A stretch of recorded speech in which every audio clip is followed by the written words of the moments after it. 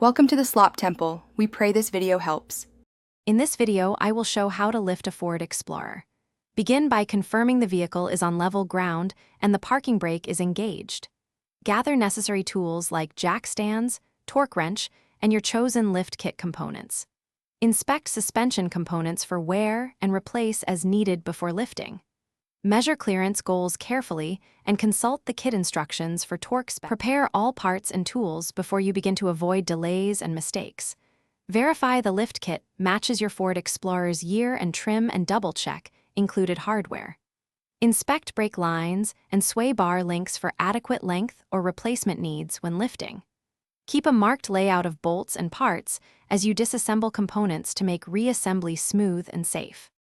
Work methodically and take photos during disassembly to help with reassembly and reference. Replace worn bushings and hardware while components are accessible to ensure longevity and safety. After installing the lift components, verify brake line and ABS sensor routing for clearance and secure all fasteners with the recommended torque. Finish with wheels reinstalled, lower the vehicle, and schedule an alignment to correct camber and toe changes. Thanks for watching. Consider subscribing if we helped you.